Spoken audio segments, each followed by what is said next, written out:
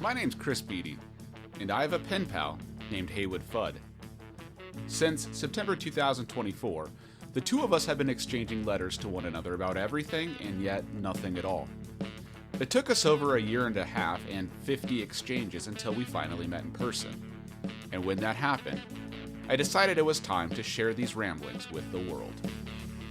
This is Letters to Haywood Fudd. This story is about whether or not this world of ours is all just one big game, and wrestling pizza boxes. October 1st, 2024. Dear Mr. Fudd, I read your, quote, strange letter. How is Pepsi nowadays? It's been a while since I've seen him, but we never really got along, at least not since the Ferris wheel incident. It's funny how something so trivial can leave such a big impact on a relationship. I was excited to get your letter, but I had a false alarm earlier in the week. I received a handwritten letter in perfect cursive and eagerly tore open the long-form horizontal envelope, expecting a correspondence from yourself. Instead, it was a letter handwritten by Walter Graves inviting me to attend a Jehovah's Witness Bible study. He didn't give me any details on said Bible study, but encouraged me to visit the Jehovah's Witness website for further details. I elected not to. But I get the sense that Mr. Graves may feel the need for a friend. His address is below, if you care to provide him one. Walter Graves, 14811 Paul Plaza, Omaha, Nebraska, 68154. Send Pepsi my best and tell him I'm sorry. Maybe that'll get the bastard to admit he was wrong. Much obliged, C.S. Beaty. Haywood Fudd is a pen name, but to the recipients of his letters, the nature of his quest is a mystery. Since I had the benefit of Mike the printer, I knew the author of my letter was an actual person. Others weren't so lucky. The only internet record of Fudd is a Reddit thread titled r/ARG-Strange Letter, started by someone who received a message from Haywood mailed to his home. In his letter, Fudd described how his friend nicknamed Pepsi called him, quote, to ask how long I thought it would take to roast a hot dog by holding it right above bubbling, snarling red-hot lava. He told Pepsi, quote, depending on the breaks, 2 minutes plus or minus. I know little of Reddit, and I knew nothing about the letters ARG, but thanks to my buddy Mike the printer, I did have some secret knowledge that made all of the Haywood Fudd internet conspiracy theories I had just gained access to oh so much fun. Quote, I got a weird letter in the mail about a month ago, addressed to me in my current address. Thought it might be an ARG, but it's personally addressed to me and hand-signed in Sharpie. Any thoughts? Kmart 29. And let the games begin. An ARG is an alternate reality game. If you've never heard of those, then you probably had a girlfriend in high school. According to my own internet research, an ARG is an elaborate stunt that blends the digital and physical world and never admits to being a game. It consists of a series of esoteric puzzles that can only be solved by utilizing the full power of Mountain Dew-fueled online message boards. An ARG may look something like noticing there are certain letters on the back of a Nine Inch Nails tour t-shirt that are mysteriously capitalized.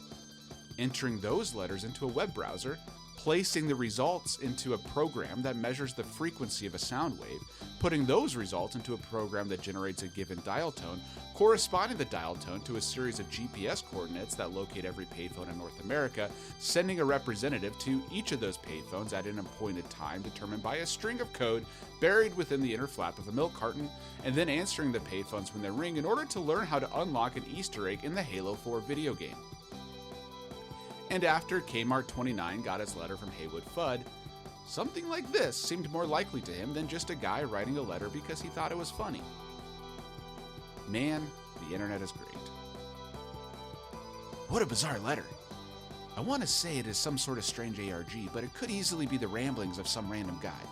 I couldn't find much searching the name Haywood Fudd online, besides a YouTube channel with literally nothing on it and an inquiry about how much a pack of unopened Evel Knievel beer is worth. If it is an ARG, Your best bet might be to try and figure out what PBS show about volcanoes aired around December 31st, 2022, since the letter was apparently typed up on New Year's Day of this year, and Mr. Fudd claimed he watched a show about volcanoes, quote, last night. Perhaps that volcano show has some sort of clue? Kmart29 said he would give that a shot. Lacking the temerity to mount a full-blown alternative reality quest of my own, I instead waited patiently for the mail to arrive. Dear Mr. Beaty, thank you for your dispatch dated October 1. October 1 is one of my top 5 days in the Julian calendar. Regarding your request that I scribble a letter to you at Jehovah's Witness, one Mr. Graves, I propose you address this matter in your own outre literary modus operandi.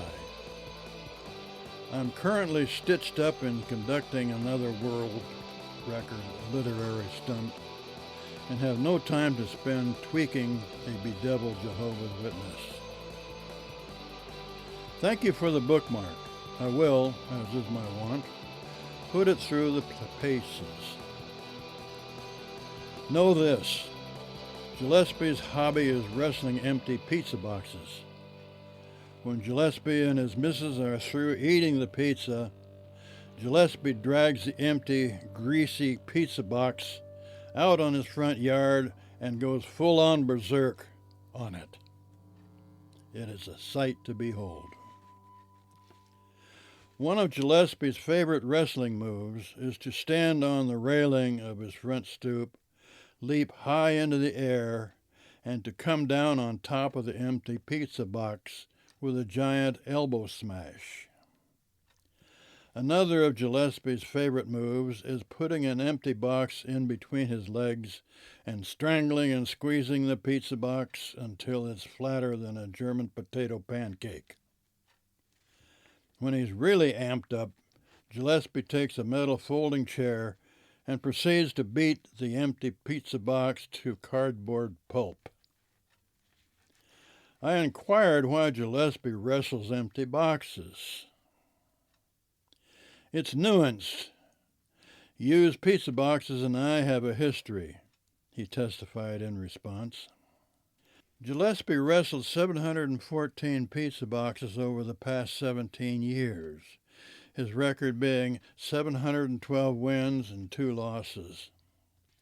I attempted to interrogate him about his 2 losses.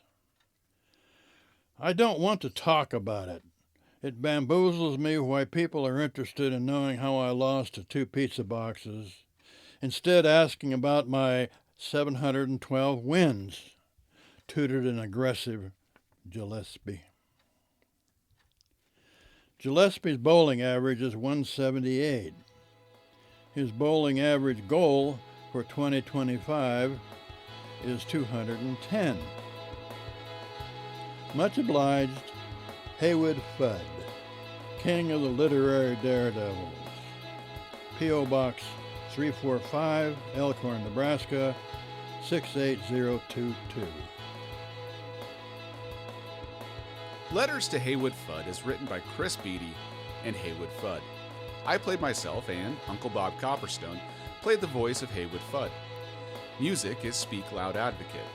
If you want more of our letters but don't want to wait for the podcast to come out, I have a whole bunch of them available for download on my website, csbd.com/Haywood Fudd. Also, I wrote a book, and I feel obligated to tell you that. I feel obligated to tell everyone that. Everything is recorded at the greatest city on earth, Omaha, Nebraska.